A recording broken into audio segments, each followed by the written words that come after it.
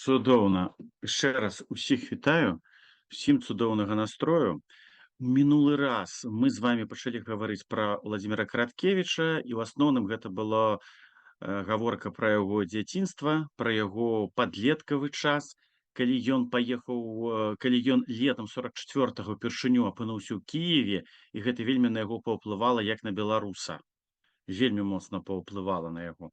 Вось. І затым гэтаму ён прысвяціў свой цудоўны бліскучы празаічны твор лісце каштанаў.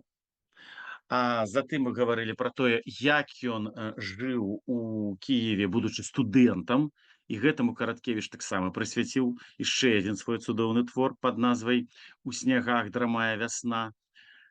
Вот. Ну і скончылі мы на тым, што нарэшце ён публікуе свой верш Машэка ў 55-м годзе, і гэта быў першы верш, на які звярнула ўвага крытыка, і на Владзіміра Караткевіча сапраўды ўсе звярнулі ўвагу, убачылі, што он такая зорка, пачынаючая зорка нашай паэзіі, што он такі нечаканы, незвычайны і па тэматыцы, і па праблематыцы, і па розных іншых чынніках. І сёння мы пра гэта будзем гаварыць. Ну, а калі хто раптам паспеў за гэтыя там паўтары дні прачытаць што-небудзь з таго, што я вам сказаў, то, калі ласка, можаце падзяліцца сваімі ўражаннямі, як вам гэта, ці цікава было, ці не цікава. Вось, а што скажаце пра такога Караткевіча, які выдатна працаваў такой фэнтэзійна, аўтабіяграфічна, празаічнай прасторы, бо там ёсць і рэальнасць, там ёсць і фантазія, там ёсць усё, што хочаце. Вот, таму калі хто хоча штосьці сказаць, калі ласка, пачнем з гэтага і затым пяройдзем ужо далей гаварыць. Галоўнае, каб это от зараз такі в асеннія часы цудоўныя, і, дарэчы, гэта той самы час, калі адбывалася дзеянне аднаго з самых славутых твораў Караткевіча і першага беларускага дэтэктыву. Гэта дзікае паляванне караля Стаха, акурат лістапад. Это дождж, гэта туман, гэта такое ўсё пажоўкласць, уже лістота ўся апала. І ў такія часы вельмі добры вечарам за кубачкам якога-небудзь гарачага віна, так, сидзець і чытаць прозу Караткевіча. Вот это я раю рабіць спакойна, няспешна, а затым пішыце мне. Вось, знайсці мяне можна лёгка ў Фэйсбуку, якія у вас уражанні, што вы скажаце пра тое ці гэтае. Ну, а у Караткевіча пакуль што восені няма. У Караткевіча самы гарачы ліпень. І ліпень быў нечаканы. Ліпень быў такі сюрпрызны, і сюрпрыз быў вельмі прыемны, таму што, нагадаю я вам, Владзімір Семёнавіч Караткевіч да 55-го года яшчэ не ведаў дакладна, кім ён хоча быць. Ён планаваў у 55-м годзе ўвогуле быць гісторыкам і напісаць якуюсь гістарычную вялікую работу, прысвечаную, ну, напрыклад, паўстанню Кастуся Каліноўскага. Ён збіраў матэрыялы для гэтай навуковай, падкрэслю, працы. Значна пазней затым все гэтыя сабраныя матэрыялы былі пераасэнсаваныя ў ягоны шыкоўны эпічны твор пад назвай «Каласы пад сярпом тваім». Вось, пакуль што на раздарожжы, складае вершы часта для сябе ці для сяброў, апрацоўвае казкі, вось, выкладае дзеткам, ну і часта пасылае сваім сябрам вершы, ты ці іншы. І вось адзін з такіх сяброў узяў ды і даслаў полымя да рэдактара Максіма Танка верш Машэка. І гэта было, канешне, нечакана. Верш быў незвычайны. Падпісаны да друку гэты нумар быў 11 ліпеня 55-го года. Значыць, дзе-небудзь там 15 ці 16 ліпеня Караткевіч ужо мог трымаць гэты нумар і са здзіўленнем бачыў, што вось ён, гэты Машэка, ёсць. Дарэчы, ці ўсе ведаюць, хто такі Машэка? Так, не, там скажыце, таму што часам мне некаторыя вучні не ведалі, хто такі Машэка, даводзілася расказваць, хтосьці ведаў. Вось. Ведаеце вы, хто такі Машэка? Ніхто нічога не кажа. Сёння ў нас такая зона маўчання. Окей, на всякий выпадак коротко скажу. Машэка — это міфалагічны герой. Ага, ой, нехто піша. Нехта што піша? Фу, памятаю. Ну все, ясно, добра, цудоўна. Значыцца, хто такі Машэка? Машэка быў добры, цудоўны, наіўны, фізічна вельмі моцны хлопец, жыў у вёсцы, пакахаў ён змалку, быў знаёмы з дзяўчынай Наталькай. заўсёды разам былі, спярша, калі былі дзеці гулялі, калі падлеткі, нейкія эмоцыі прачнуліся амурнага плану. Ну, а калі 18 год, Машэка зразумеў, што хоча быць з гэтай дзяўчынай, як з жонкай, паехаў у Кіеў сплаўляць плыты, каб зарабіць. А калі вярнуўся, Наталькі няма. Таму што князь, цудоўны, прыгожы, маючы некалькі адукацый, ведаючы замежныя мовы князь, узяў гэтую Натальку да сябе, і прытым князь аказаўся высакародным, узяў яе жонкай, а не там нейкай там наложніцай, каханкай ці яшчэ кім. Вось, і цяпер яна жонка гэтага князя, з Машэкі ўсе смяюцца, і ён, бедны няшчасны, раззлаваны на ўсіх, на ўвесь свет, ідзе ў лес, становіцца дзікім страшным разбойнікам, і цяпер усе, хто праязджаюць міма гэтага лесу, яны становяцца ахвярамі гэтага пакрыўджанага фізічна вельмі моцнага чалавека. Ён усіх забівае, адразае галовы, упрыгожвае гэтымі галовамі свае падземныя ўладанні, і там все з костак зроблена, такі дызайн цікавы, все так інкурставана. Вось. Па некаторых легендах ён нават пачаў есці людзей, займаўся канібалізмам, па іншых легендах проста адразаў ім галовы і расчленяў. Словам, люты быў разбойнік, не шкадаваў нікога. Ні багатых, ні бедных, ні разумных, ні дурных, ні старых, ні малых. Вось. І аднаго разу чамусьці міма па гэтым лесе праязджала карета, залатая карета, дзе ехаў князь, ягоная эта жонка, былая каханка, каханая Машэкі. Машэка, само сабой, забіў князя, забіў фурмана, яе чамусьці забіць не змог, а от трэба было б, таму што пасля ён стаў ахвярай гэтай самай дзяўчыны. Ён яе не забіў, яна страціла прытомнасць, ён яе аднёс да сябе ў это свае падземныя палацы. Вось. Там ноччу яна взяла яго забіла. Забіла яго, прыбегла ў вёску сваю, расказала, што забіла гэтага льва, бо яго называлі дзікім львом, кароль лесу. І на месцы гэтага ягонага вось падземнага палацу навалілі туды зямлі, зрабілі курган, вось, назвалі там магіла льва. Ну а затым праз месяц, праз два на тым кургане пачалі там з'яўляцца школы, мікрараёны, там праспекты, вуліцы, і ўсё гэта стала магіла льва, Магілёў. Это легенда, як зрабіўся Магілёў. Вось на костках на магіле Машэкі. І гэтая легенда была даўняя. Янка Купала зрабіў з яе паэму, так і назваў сваю магіла льва, якая выйшла, якая была напісаная ў пачатку 10-х гадоў 20-го стагоддзя і выйшла прыгожа аздобленая мастаком Анатоліем Тычынам у 26-м годзе. І менавіта Янка Купала паказвае такі спрэчны сённяшняе гледзяшча факт, што здрада дзяўчыны ператварае мужчыну у такога крывавага маньяка. Вось хто вінаватая дзяўчына, гаворыць вельмі несправядліва Янка Купала. Але піша гэта геніяльна, востра, і нават піша, колькі разоў яна яго забівала, што яна толькі калі трэці раз ужо ў шыю яму садзіла сомнаму Машэку гэты нож, толькі тады ён памёр. Купала ввогуле, Янка Купала пісаў дастаткова абстрактна, у плане, дзе месца дзеяння адбываецца паміж пустак балот беларускай зямлі, там дзе яшчэ тое сёе, але то, што тычылася забойстваў, Янка Купала вельмі падрабязна это апісваў, колькі разоў, што, як, тут ён любіў канкрэтыку. Цікава. У 20-е гады, 1920-е гады, да вобраза Машэкі звярнуўся галоўны рэжысёр беларускага дзяржаўнага тэатра 1, БДТ-1, это сённяшні купалаўскі тэатр, Еўстігней Міровіч. Еўстігней Міровіч, гэты чалавек, які быў родам з Пецярбургу, які у пачатку 20-го года прыехаў, уцякаючы з галоднага Пецярбурга ў адносна сытую Беларусь, прыехаў, узначаліў тэатр і хутка вывучыў беларускую мову і пачаў ставіць п'есы. Дарэчы, ён адзін з першых, хто паставіў п'есу пра Кастуся Каліноўскага, і вось ён паставіў пра Машэку. І Міровіч задаў іншы вектар. Ён паказаў Машэку такім Робін Гудам. Нікому ён там на сцэне ні галовы не адразаў, ні вушы не адразаў, а прыгожы, цудоўны, па-галівудску яркі Машэка, як той Робін Гуд, абараняў бедных ад кепскіх багатых, все яго было добра, і все там заканчвалася, здаецца, таксама добра. І вось гэты вектар, што Машэка ў нейкім сэнсе Робін Гуд, яго 25гадовы Караткевіч таксама бярэ на ўзбраенне. Лісце алае асыпае роў, пушчу чорную апавіў туман, атачон з усіх чатырох бакоў золкай восенню мой лясны будан. Стогнуць пад дажджом старчакі альхі, і ў будан з дрыгвы плыве золь зіма, у ім карэнні столь, ложак ліст сухі, ні агню няма, ні святла няма. Ад усіх я ўцёк, ад усіх я збег, Буйным волосом до колен зарос, годы стаяли быццам белый снег, горы панских тел мой Днепро понес.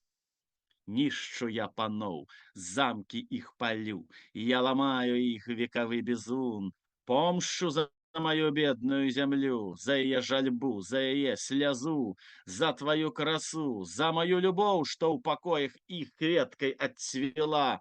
Дикий ветер гне рать сивых дубов, ночка нас з ножом, як братоў, звяла. Я стаю, як корч, у воўчай скуры ўвесь, зліўся з дрэвамі і гляджу на шлях. Цёмны я ўвесь, цёмны голы лес, толькі два агні свецяцца ў вачах. Конскі тупат там, бегма ў гушчыню, затрашчаць у нож пад нагой лаўжы. З дзікім посвістам, як коні супыню, і спячэцца пан на маім нажы. Ранкам на абрыў выцягну яго і скажу рацэ, што бушуе тут. Ты прымі Дняпро, ворага майго, змый з маёй зямлі гэты панскі бруд.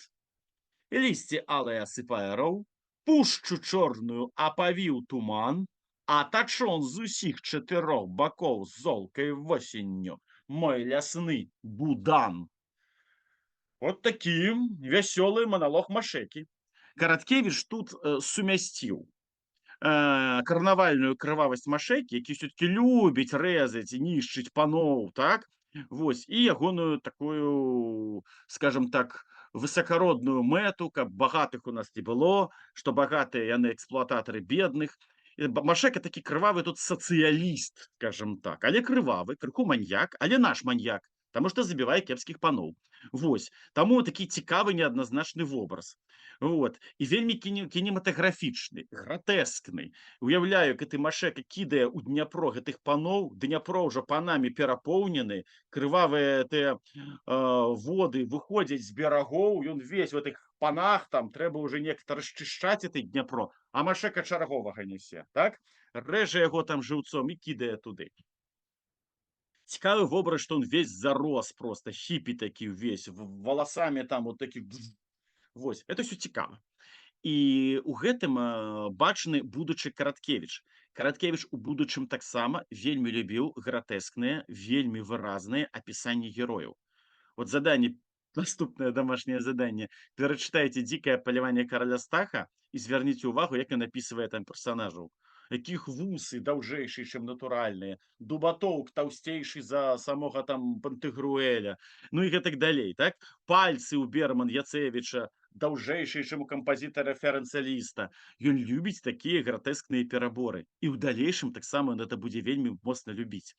Вось, Караткевіч такі романтык экспрэсіянізма, так можна сказаць. І тут мы бачым таксама і мінусы. А мінусы заключаюцца ў гэтых вось русізмах. Лісце алае, атачон з усіх чатырох бакоў, так?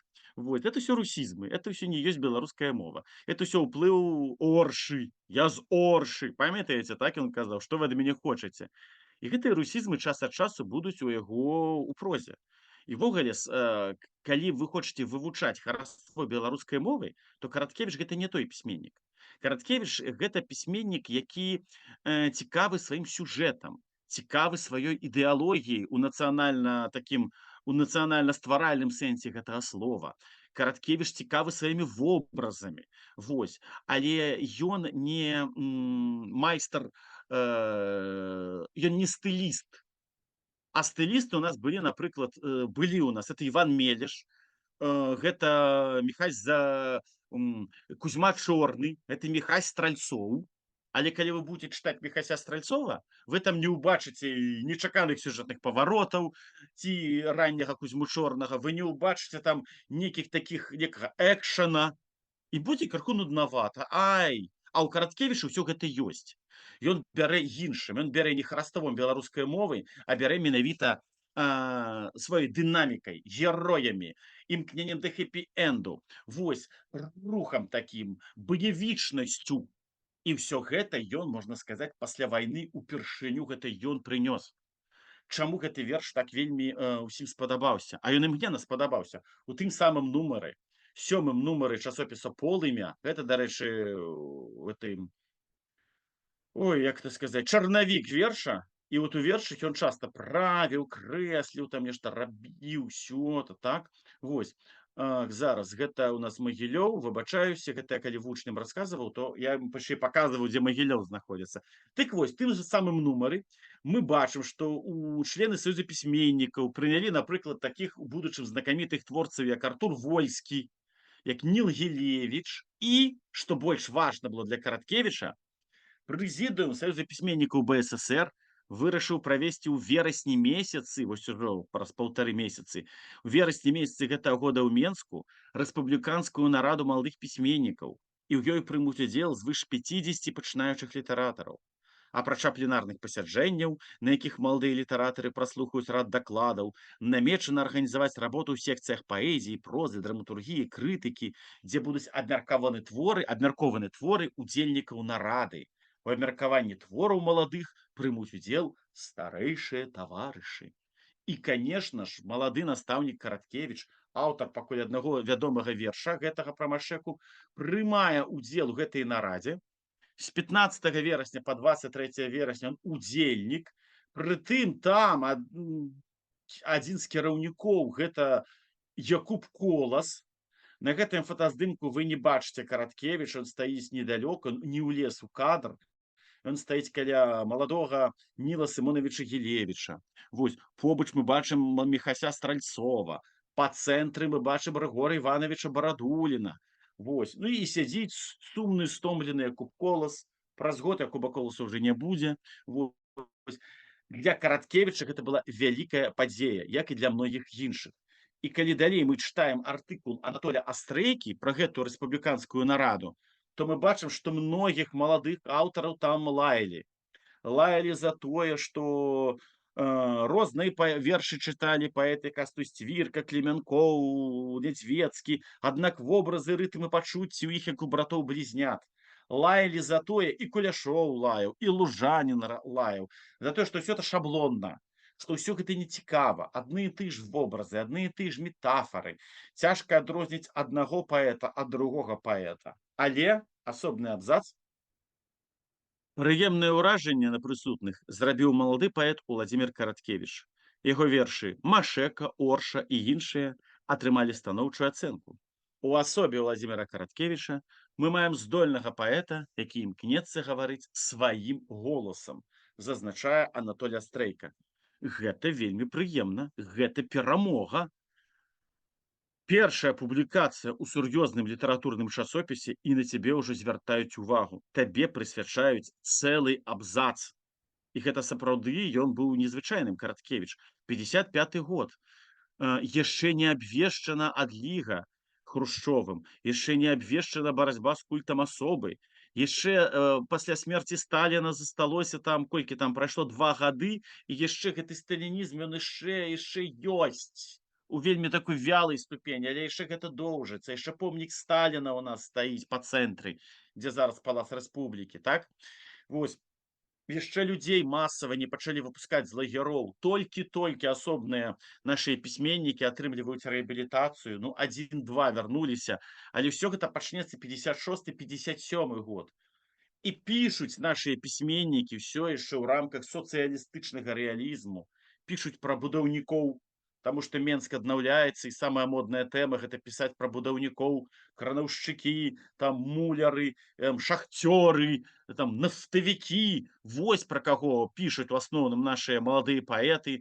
Далей трэба пісаць пра калгаснікаў, далей трэба пісаць пра подзвіг савецкага народа падчас другой сусветнай вайны.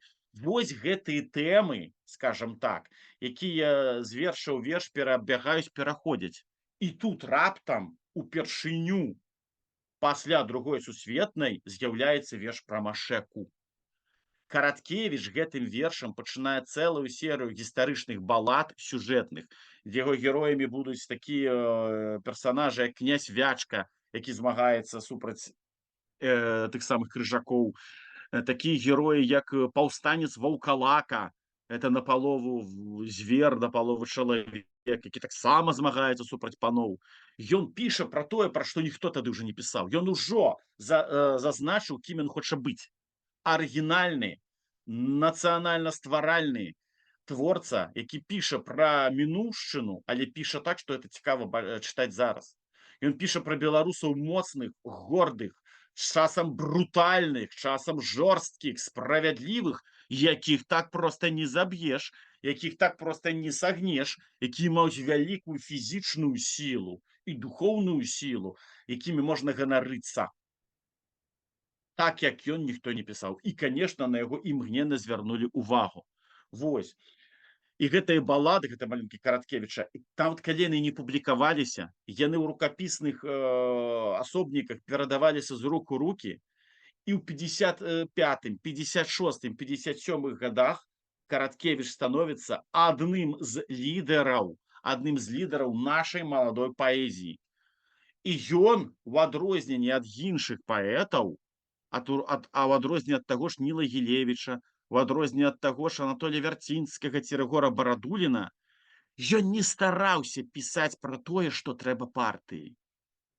Гэта значыцца, што калі ўсе татальна пачынаецца пры Хрушчове татальнае асваенне цаліны, ён не едзе на гэтую цаліну, не стварае серыю цалінных вершаў, як, напрыклад, зрабіў Рыгор Іванович Барадулін у сваёй першай таленавітай кнізе. Ён піша пра тое, што ён сам хоча. І гэтым ён зноў жа гэтай сваёй незалежнасцю, гэтай сваёй унутранай гордасцю ён вылучаўся, і яго за гэта паважалі. У сакавіку 56-го года ён друкуе свой першы паэтычны шэдэўр «Заяц варыць піва».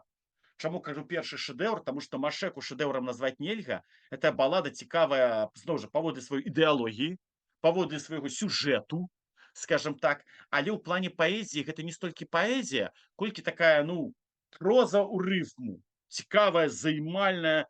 З гэтага Машэкі можна спектакль зрабіць, можна гэты характар развіць, так? Але гэта не паэзія ў плане там нечаканых метафор, нечаканых вобразаў, нейкіх такіх чыста паэтычных, нечаканых там нейкіх алітерацый, асанансаў, там рыфмаў. Не, гэта такая сапраўды рыфмаваная проза. І ўвогуле скажу далей, што дастаткова часта Караткевіч у паэзіі ён выступаў не як паэт, а як зноў жа той жа празаік. І таму для мяне гэтыя многія яго паэтычныя выказванні, яны цікавыя зноў жа па сваёй думцы, па сваёй ідэі, па сваіх нечаканых героях, бо героямі яго маглі стаць і Брэйгель, і Босх, і бахайская чарапаха крымская там, так? Але гэта, ну, не паэзія ўзроўню Богдановича, Пысіна там ці яшчэ каго. Але это цікавыя выказванні, вельмі цікавыя, вельмі арыгінальныя, часам празмерныя, таму што Караткевіч у паэзіі вельмі любіць шмат гаварыць. Яго бывае шматслоўе. Часам бываюць не зусім дакладныя па параўнанні, бо параўноўваць Машэку з Карчом это не зусім этычна. Машэка моцны, вялікі, а Корч нешта струхлелае, недакладнасць крыху ёсць. Але гэта не важна. Не важна, што там ёсць пэўныя паэтычныя хібы, не важна, што ёсць русізмы, бо ў сапраўднай літаратуры важна гэта калі ты упершыню даеш некую, нават хай сабе не абгабляваную, не абчасаную, але тую ідэю, якую ніхто раней за цябе і не рабіў. Гэта найбольш важна. А вось «Заяц варыць піва», які выйшаў у сакавіку 56-го года, гэта была ўжо проста чыстая паэзія. Побач шматслоўны верш Орша, дзе ён прызнаецца ў любві да Оршы, можна паралельна таксама паглядзець. А «Заяц варыць піва» гэта цуд, это проста песня. Туман плыве з нізіны сівай над нівай голай і пустой. Глядзіце, заяц варыць піва, жартуюць людзі між сабой.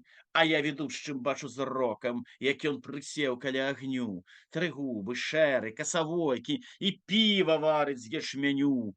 Яліна іскрамі страляе, а ён прыладзіў кацялок і трэскай варыва мяшае, каштуе, сплёўвае на бок. І піва заяц варыць густа, а на закуску бурачок, трава, заячая капуста, галіна сінавых пучок. Зайчыхай вып'юць памаленькай і дзеткам трошкі паднясуць.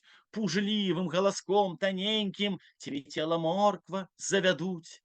Пабачыш, не гані з абсады, дай хоць на гэты дзень спакой. Павінна ж быць і ў зайца радасць перад халоднаю зімой. У зайца павінна быць радасць. Мы павінны жыць радасна. Адразу хачу вам нагадаць, адзін з самых першых шыкоўных, выдатнейшых вершаў пра зайца склаў Валерый Маракоў. пачатку 30-го года перад першай хваляй рэпрэсій Валерый Маракоў, які затым будзе арыштаваны ў 36 годзе і расстраляны з 29 кастрычніка на 30 кастрычніка 37. Маракоў склаў верш заяц, дзе там заяц упаў на снег, стрэл быў там сухі, кароткі, і задуменнаму мне сніцца ў крыві бародка, там быццам бы жыў і не жыў, ціха зямля запытала, там трагічны верш пра зайца, якога ні за што забіў нейкі таямнічы паляўнічы як вобраз супрацоўніка ГПУ, а ў далейшым НКВД, які забівае гэтых зайцоў. Затым 35 годзе ў Тодара Кляшторнага з'яўляецца казка пра зайца, ваўка і мядзведзя. І зноў зіма, і заяц на гэты раз яго паляўнічы не забівае, але заяц всю гэтую казку бяжыць з усіх лап, каб не трапіць у зубы да ваўка. І уцякае ён, скочыць нейкую ямку, воўк за ім. А ў ямцы оказывается мядзведзь, бо это бярлог вялікі там внутры пад снегам быў. І мядзведь, не разабраўшыся, раззлаваны, што яго пабудзілі, забівае ваўка, а заяц у гэты час паспявае зноў уцячы.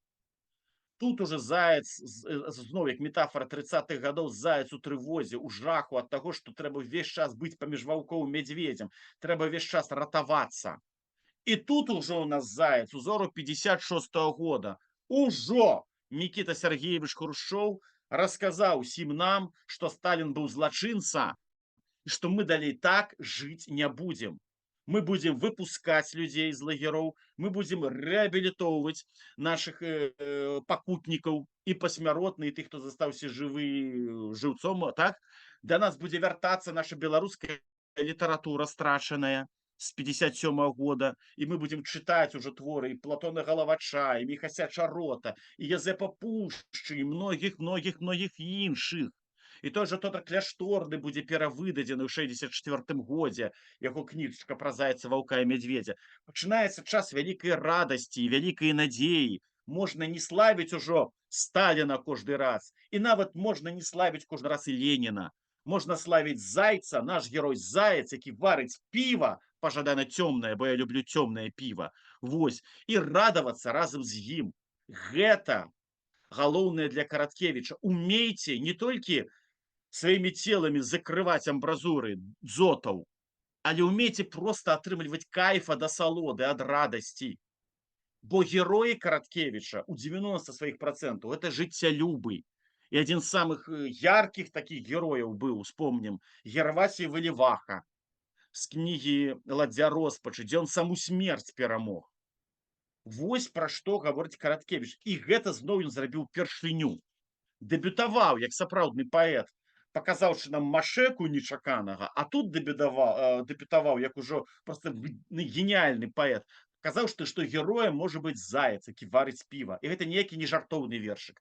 Это ягонае правілы жыцця такія. Вось так трэба жыць. Нікога не крыўдзіць, нікога нікуды не гнаць, піце піва, радуйцеся і будьце жыццялюбамі. Вось пра што ён кажа. Таму верш гэты быў вялікім хітом. Верш гэты быў суперпапулярным. Караткевіч цяпер зорка беларускай маладой паэзіі. Ён нумар 1. Плюс, яшчэ раз забегаючы наперад кажу, ён не бяжыць хваліць партыю, ён не бяжыць хваліць камсамольцаў, піянераў, там Че Гевару, Фідэля Кастра, Кубу, ён не ганіць Амерыку, ён піша пра то, што хоча. І вось гэтым ён быў, конечно, велізарны малайчына. Вось, і далей у яго з года ў год, з месяца ў месяц, у полымі, у маладосці з'яўляюцца новыя вершы. Конечно, пасля такой творчай радасці, што ён склаў такі шэдэўр як заяц, і што яго ўсе пахвалілі, ён сапраўды герой, наступае смутак, таму што ягоны духоўны настаўнік Якуб Колас памірае. І для Караткевіча это быў проста жах. Ён пісаў Максіму Танку 16 жніўня 56-го года. Няма ўжо болей з вамі бацькі, з намі бацькі, і не ведаю, куды ісці, што мне рабіць. Плакаў бы, каб былі слёзы, але іх няма, як выгараў. Гледзячы на яго шлях, на працу, якой цэлому пакаленню хапіла вышэй галавы, я неяк прывык лічыць яго бессмяротным. Вось, ён, таму што Колас для яго это быў пісьменнік нумар 1, настаўнік нумар 1 ва ўсіх сэнсах гэта слова. І, конечно, для яго это была вялікая бяда. І ў тым жа вершы, у тым жа нумары змяшчае цудоўную яшчэ адну баладу балада пра паўстанца ваўкалаку. І тут, хаця герой памірае, гэты мужны смелы беларус, які жыў у сярэднявеччы, які нейкім цудоўным чынам мог ператварацца ў ваўка, але панская куля, там шляхецкая куля, срэбная, яго смяротна параніла. І вось ён ляжыць, памірае, але ў сваім маналогу ён ўсё роўна кажа, што ён застанецца. Хоць фізічна яго заб'юць, маральна ён не загіне. Яго маральна не зламалі. І гэта самае важнае. Таксама балада была вельмі папулярная. Гэта яе чарнавік. І як я вам казаў, спярша, калі ён складаў свае вершы, ён маляваў. Ён візуальна уяўляў, якім павінен быць яго герой, а затым па версе ўжо з'яўляліся гэтыя радкі. Па версе з'яўляліся ягоныя думкі, выяўленыя ўжо не ў графіцы, а ў словах, скажем так. Гэта яму дапамагала. Гэта яму дапамагала. Вось. У гэты ж час з 56 па 58 год ён жыве ў Оршы, выкладае от нядаўна пабудаванай для яго школе. Школа пабудаваная ў 54 годзе, 8-я сярэдняя школа Оршы. Вось, выкладае там рускую мову і літаратуру, беларускую мову і літаратуру. Сёння гэта школа выглядае такім вось чынам, з такім прасторным дворыкам. Знаходзілася она вось тут. Калі браць недалёка ад яго, жыў Караткевіч, як мы памятаем, на тым баку Дняпра, прайсці праз мост, крыху прайсці, і вось ягоная школа. Там ён займаўся, там ён выкладаў, вось буйным планам, як можна паглядзець на карце, вуліца Магілёўская. Вось. Тут таксама памятаюць пра Караткевіча, мы нават бачым некую цытату: «Мой чароўны беларускі край, бацькаўшчына светлая мая». Вось, святы там адбываюцца. Не знаю, што азначае выраз школа міра і ўсе ў блакітным. Ну, даўно не быў у Беларусі, не ведаю. Вось, гэта мне вельмі падабаецца фотаздымак. Некае школьнае сучаснае мерапрыемства, прытым зала тая ж. Памятае яшчэ Караткевіча, калі ён там выступаў і ладзіў з дзецьмі спектаклі цэлыя. Якія тут вясёлыя дзеці на пярэднім плане, раз. Там таксама вясёлыя дзеці. І толькі адзін вясёлы, па-сапраўднаму вясёлы чалавек, мабыць, той, хто змог за завуча пранесці мабільны тэлефон і сядзець у ім, бо ўсе астатнія не змаглі, і таму выгляд у іх такі, што пазабівалі б. Вось. Але ў часы Караткевіча, думаю, жылося весялей, таму што ён, як настаўнік, быў вельмі артыстычным. Ён даваў звыш праграмы. Ён даваў тое, чаго яны не маглі нідзе прачытаць, бо ён ужо ведаў архівы. У яго было шмат цікавых дакументаў, шмат файных казак. Ён мог расказаць про любога князя так, як быццам бы гэта займальны, захапляльны баевік. І паралельна ён паспяваў шмат публікавацца. І менавіта спярша ён быў як паэт. Ужо ў пачатку 57-го года часопіс «Маладосць» змяшчае 3 яго вершы: «Бацькаўшчына», «Ялінка», «Рута ў халоднай расе», дае яго фотаздымак, піша, што малады паэт Владзімір Караткевіч нарадзіўся ў Оршы, там жа вучыўся ў сярэдняй школе, скончыў філалагічны факультэт Кіеўскага дзяржаўнага універсітэта, зараз працуе настаўнікам в Оршы. Вось, усё, шлях наверх ідзе. Далейшае, што яму трэба, гэта ўжо рыхтаваць сваю кнігу вершаў. Але перад гэтым, у сакавіку, ён піша п'есу «Млын на сініх верах». «Млын на сініх верах», якая затым атрымае заахвочвальную прэмію.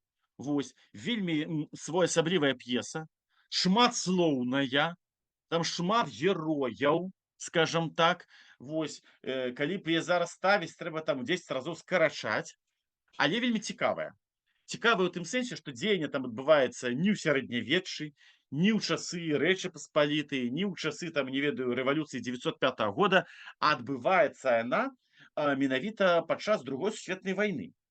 Адкрываецца з таго, што ў нейкі невялічкі горад неназваны, магчыма, Орша, ужо зараз, вот праз хвіліну, праз 2 ўварвуцца нацысты, а галоўныя героі, там, сакратар парткому, камуністы, там, лепшыя людзі горада сядзяць у кабінеце ата старшыні і мяркуюць, як змагацца. Хто паедзе ў лес, хто тут застанецца такім штірліцам, шпіёнам, хто то, хто сё. І так яны это спакойна на старонак 10 плаўна гавораць, як быццам бы немцы это знаюць і думаюць, ну, мы спяшацца не будзем, вы дагаварыць, а пасля ўжо мы цалкам акупуем гэты горад. Ёсць у тым пэўныя такія умоўнасці мілыя, але сама п'еса, калі абстрагавацца ад таго, што это павінен быць быццам бы рэалістычны твор, калі ўспрымаць яе Ну, як быццам бы яе пісаў аўтар там якога-небудзь 18 стагоддзя 17, то тады ўсё становіцца на сваім месцы. Гісторыя пра другую светную вайну, але манера пісання, як быццам бы гэта рабіў Лопе де Вега, Мальер, Шекспір ці яшчэ хтосьці падобны. Разумееце?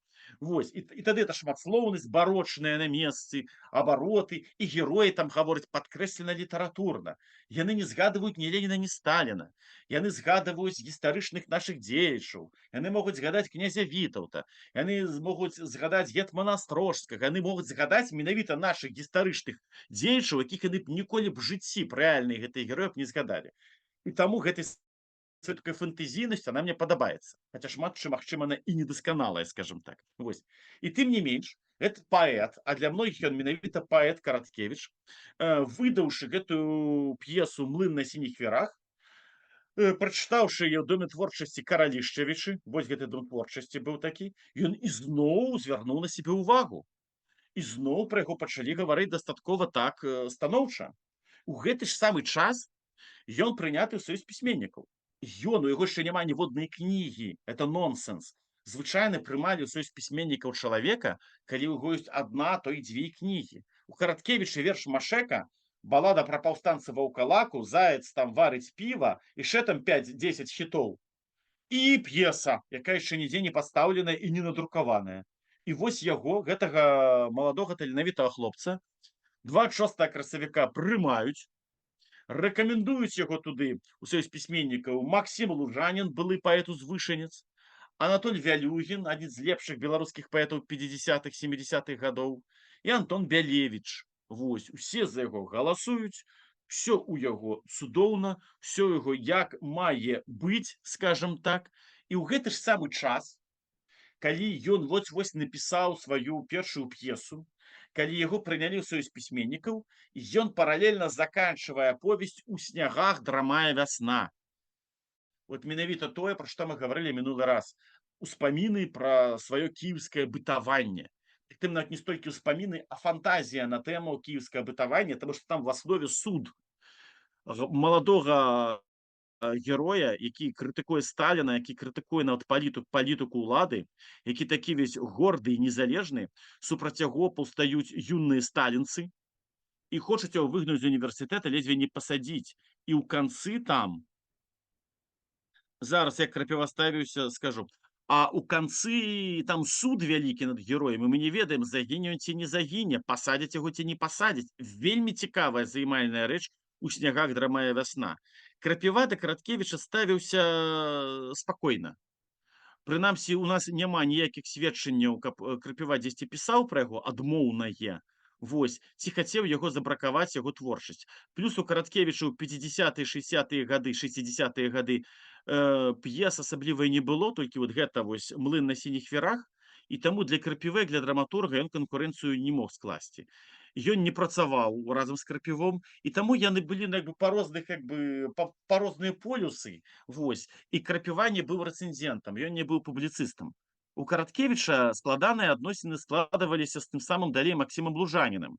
Таму што калі Караткевіч, я наперад забягаю, напісаў «Каласы па сярпом тваім», і цэнзура сказала, што трэба паправіць, пачысціць і гэтак далей, то прызначылі Лужаніна, каб ён дапамог Караткевічу ўсё падчысціць. Лужанін падчысціў, Караткевіч згадзіўся, а затым все вярнуў, як і было. І Лужанін быў на яго пакрыўджаны. Вось.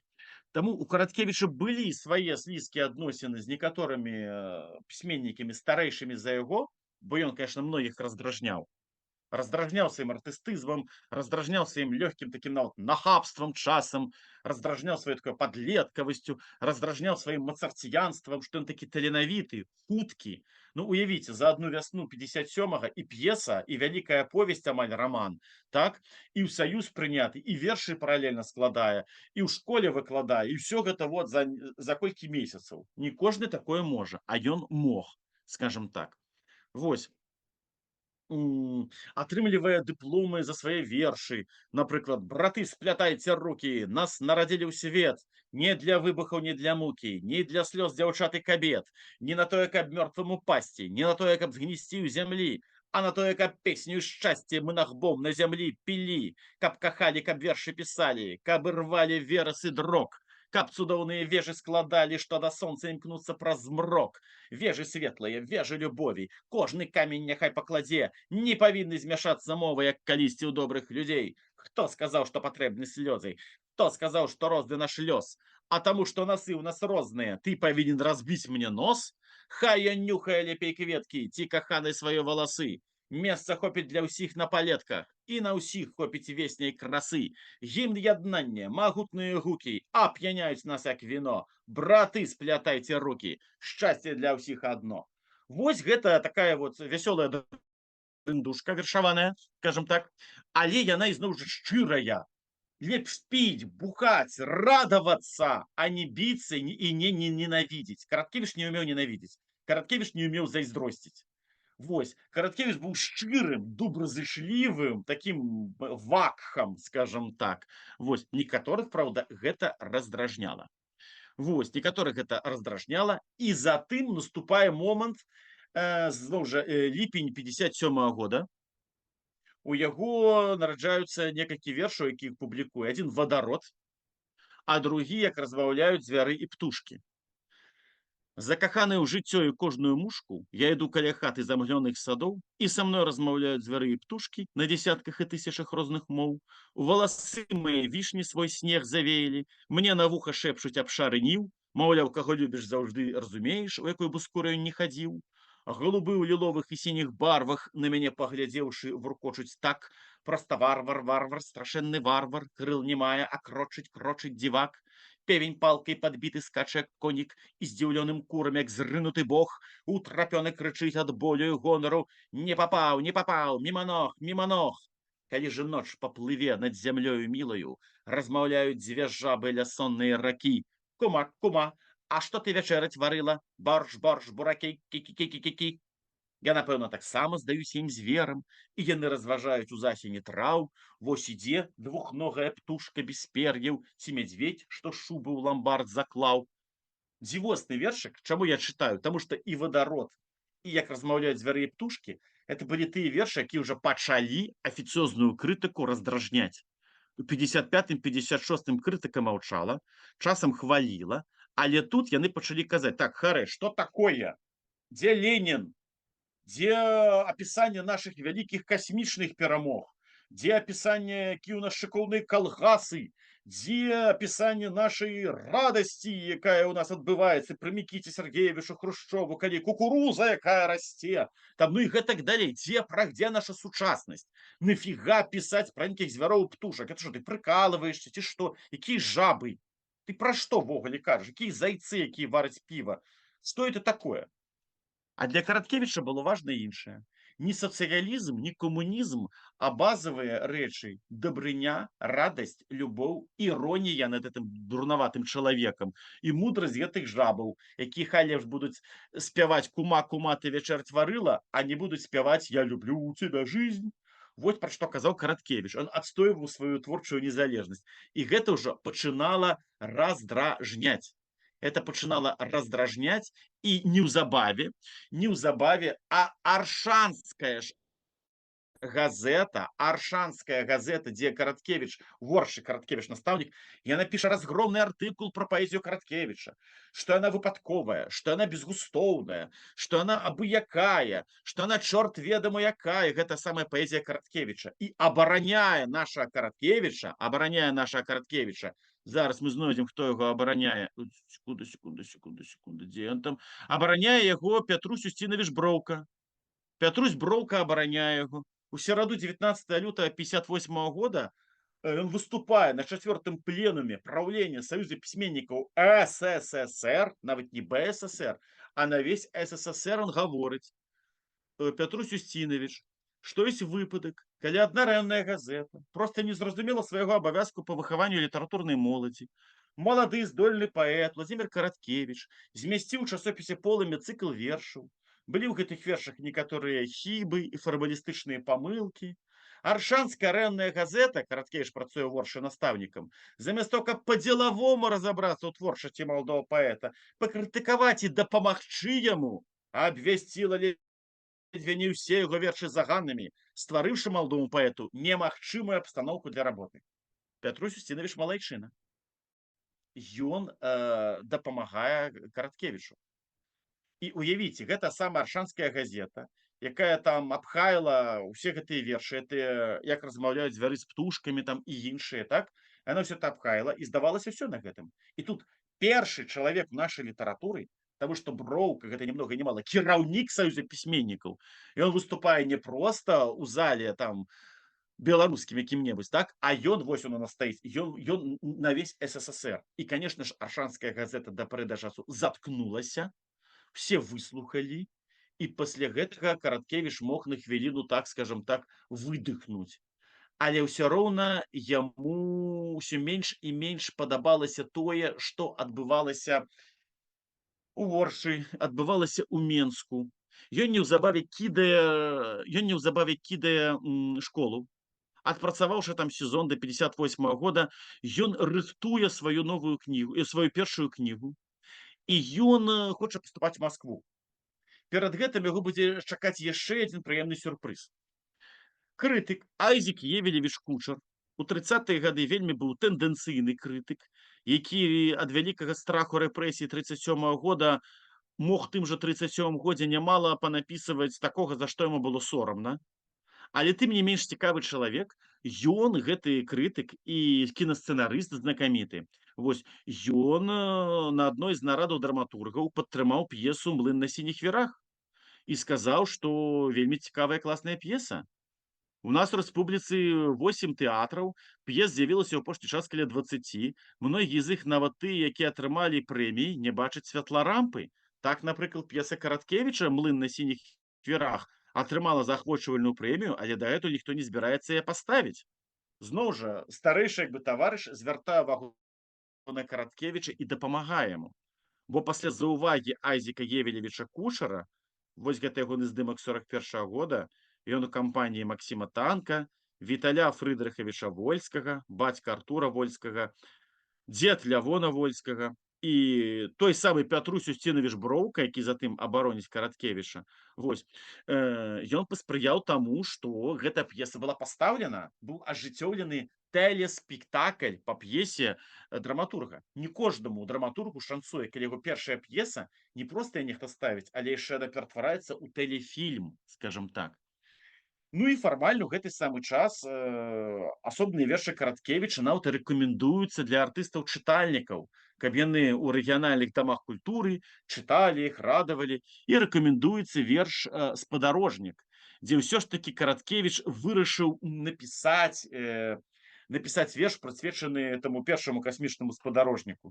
Ды і то ён так пра яго напісаў, і ён звяртаецца да яго як да некага роднага сябра, як да некага прыяцеля, як да некага любімага ката, якога можна ўзяць і абняць. Ну неяк зусім не пафасна звяртаецца да першага касмічнага падарожніка, і ў далейшым крытыка яму гэтага не даруе і таксама будзе яго за гэта кусаць, скажам так. Вось. Уладзімір Караткевіч у канцы 50-х гадоў ён ізноў імкнецца абнавіцца. І ён пачынае першыя подступы. Ён піша, як вы бачыце, заканчвае аповесць «Цыганскі кароль», а затым зноў звяртаецца да дзікага палявання караля Стаха, якую ў канцы 50-х гадоў дапісвае, яна стане затым першым беларускім дэтэктывам з файным, цудоўным, шыкоўным хітом, які атрымае кінаўвасабленне, шмат тэатральных увасабленняў. Вось Караткевіч на шляху да таго, каб стаць ужо сапраўднай зоркай нашай не толькі паэзіі, але і прозы. Ну і што самае важнае, жнівень 58-го года у яго выходзіць яго першая кніга «Матчына душа», тыраж 3000 асобнікаў. Гэта стандартны тыраж для тагачаснай паэтычнай кнігі. Сёння, дай бог, калі выходзіць 500 асобнікаў, это шмат, 100 асобнікаў, так акурат часам бывае і стандарт, а тады 3000 быў стандарт. 70 сторонок, цена 2 рубли 25 копеек. Матчына душа. У Ліме за 6 верасня 58 года мы бачым, што паралельна з ім, з матчынай душой, ва Ўладзіслава Нядзвецкага выходзяць вясновыя барозны, у Івана Шутько «Чужая хатка» кніжка, а ў Владзіміра Мехава «Сцяг над рэўкомам». Ніхто з гэтых пісьменнікаў не застаўся па сутнасці ў нашай літаратуры, кнігі гэтыя забытыя, а матчына душа і па сёння яна застаецца. Рэдагавалі гэтую кнігу Анатоль Вялюгін, які і даў ёй гэтую назву. пісаў рэцэнзію на эту кнігу Рыгор Саламонович Бярозкін, гэта шарж на яго, шыкоўнейшы крытык, ахвяра сталінскіх рэпрэсій, але дастаткова строгі і ўедлівы некамплементарны чалавек. І калі ты ему падабаешся, то тады ён будзе цябе ну цікава, файна пісаць і цябе прасоўваць. У яго былі свае куміры. Напрыклад, Пімен Панченка, Аркадь Куляшоў, часамі Рыгор Барадулін, не ўсё, але часамі, так? Алексей Пысін, безумоўна, яго вельмі любіў. А Караткевіч яго раздражняў. Караткевіч раздражняў, таму што гэтыя зашмат звярыных птушыных сюжэтаў, мала, як ён казаў, сапраўднай цікавай паэтычнай думкі, занадта там некае манернічанне, шмат літаратуршчыны. Вось усё гэта будзе закідваць Бярозкін Караткевічу, вось. І што трэба яму змагацца супраць кніжнай літаратурнай паэзіі, трэба ісці ад жыцця. Ну, камусьці падабаецца аперэта, а камусьці падабаецца опера, а камусьці падабаецца рок-канцэрт. Вось у Бярозкіну падабалася іншае, скажам так. Вось, тым не менш, кніга гэтая выходзіць, кніга гэтая падзея, Анатоль Вялюгін, шыкоўны паэт, падтрымлівае Караткевіча, а Караткевіч у гэты самы час ужо паступае на літаратурныя курсы у Маскву. Ён з'язджае ў Маскву з Беларусі, дзе уцякае ад сваёй оршы, дзе не можа дараваць аршанскай газеце, што на яго кусала, уцякае ад гэтага уедлівага Рыгора Бярозкіна ды іншых уедлівых крытыкаў, якія не разумеюць яго Караткевіча, уцякае так у Маскву, як свой час Янка Купала уцякаў з Вільні ў Пецярбург у 1908 годзе, так уцякаў, таму што хацелася іншага, хацелася шырыні, хацелася знаёмства з іншымі людзьмі. А Масква па тым часе едзе ён не адзін, а з паэткаю Евдакія Лось. І зацімка на літаратурных курсах мы бачым, кажа нам, што 1 верасня на вышэйшых літаратурных курсах у Маскве пачаліся заняткі 5-га набору слухачоў, і сярод пісьменнікаў, якія прайшлі творчы конкурс і залічаны на курсы, маладыя беларускія паэты Владзімір Караткевіч і Еўдакія Лось. Вось тут ён вучыўся. Гэта дом Герцена, так ён называўся. Затым літаратурны інстытут імя Горкага. Вось, там ён у нас вучыўся, там ён не проста вучыўся ў Маскве, а натхняўся. Таму што не забываем, што ў канцы 50-х гадоў, ды ўвогуле ў савецкія часы, магчымасці вучыцца дзе-небудзь у Еўропе ну фактычна не было. Ці ў Амерыцы, ці в Аўстраліі, ці яшчэ дзесьці. Калі хочаш чагосьці шырыні кругазору, едзь у Кіеў. Караткевіч у Кіеве ўжо быў. Едзь у Ленинград, едзь у Маскву. У Маскве ты можаш сустракацца не толькі з шавіністамі, не толькі з аматарамі вялікай Расіі, але ў Маскве ты можаш сустракацца яшчэ і з іншымі студэнтамі, якія прыехалі з усёго Савецкага Саюзу, абменьвацца вопытам з маладымі філосафамі, паэтамі, драматургамі, пісьменнікамі, якія прыехалі з Кіргізіі, з Грузіі, з Украіны, там з той жа Беларусі, адкуль заўгодна. У Маскве там будуць лепшыя выкладчыкі, якія таксама не ўсе яны такія сталіністы, а многія з іх вельмі цікавыя, якія жыўцом бачылі і Есеніна, і Маяковскага, і бачылі жыўцом спектаклі таго сама Мірхольда і Таірова, а гэта вельмі важна. Вось, і ён едзе туды, і для яго гэта быў вельмі важны, вельмі істотны, вельмі такі, ну, такая магутная рэч, пра што мы у далейшым пагаворым. Там ён сустрэў сваё каханне вельмі драматычнае, там ён напісаў свой яшчэ адзін паэтычны шэдэўр, скажам так, вось. Ну, але пра гэта мы ў наступны раз пагаворым, а зараз давайце яшчэ 5 хвілін паглядзім кніжку «Матчына душа». Першы зборнік Караткевіча. Вось. У гэтай матчынай душе гэта не мама, гэта яго старэйшая сястра. Вось. Там было шмат знакамітых вершаў. Першы это вельмі такі гаварыльны верш на пачатку дарог, але ён важны тым, што ў ім хаця шмат гаворыцца пра юнага Караткевіча, пра жанчын, якія сечкамі таўкуць бадзёра, як быццам споры выбіваюць так, такія там у хаце сядзяць, адпачываюць, старуюць, ўсё. І там маленькі Караткевіч, які чытае, ён можа ўжо чытаць занадта рана, пра сябе кажа. Вось кніжкі гэтыя ля тоўстых ножак, «Савось распуснік» пра сабаку Бума, пра пана Жываглода Вернедуб. Вось, адкуль я взяў, што «Савось распуснік», 35-й год, адна з першых кніжак, это Якуб Колас, якого чытаў Караткевіч. У этой кнізе ёсць, конечно, брутальныя рэчы. Партызанская балада, раю вам пачытаць. дзе жанчына ахвяруе сабой дзеля незнаёмага мужчыны, каб ён выжыў і змог падкласці міну пад цягнік, пад састаў, і каб ён выбухнуў, і каб бо цягнік пераводзіць там зброю, там бомбы і гэтак далей. Вось. І зроблена як высокая антычная трагедыя, не як сацыялізм, а як антычная трагедыя. Спадарожніку зямлі, за які на яго крытыка будзе нападаць. Ён называе яго я не бачыў цябе ніколі, мой маленькі нябесны друг. Узыдзі моя зорка срэбная над абшарамі нашых бароў. У людзей жа на сёмым небе не было ніколі сяброў. Ні да неба ляцела іх сэрца, а да ніў сваёй стараны. Все яны зямныя да смерці, але ты хіба не зямны? Вось. Карацей, крытыкаў затым абразіла тое, што спадарожнік называе мой маленькі нябесны друг, моя зорка срэбная. Ну не так трэба называць найвялікшае савецкае дасягненне касмічнае, скажем так. Тут заяц варыць піва, ягоны шэдэўр безумоўны. Тут у нас таксама з такіх файных рэчаў, як размаўляюць звяры і птушкі, за які таксама крытыка будзе яго лаяць. Жартоўны верш у жніўны дзень, пра Паўлюка Багрыма, гэты шэдэўр. На гасцінцах бярозы зусім пачарнелі ад ветру. Дзіч і глуш безнадзейная, бураломныя хвоя ў кражы. На лясным раздарожжы капліца праткнулася ў нетрах, і Христос 7 стагоддзяў вісіць на пахілым крыжы. І затым, а ў краіне так цяжка, асіны ад ганьбы палаюць, і над ёй фанабэрыцца п'яны разбэшчаны гун. Як пры князі Усяславе, дзень вялікі, а луста малая. Як пры князю Галя на кожную спіну бізун.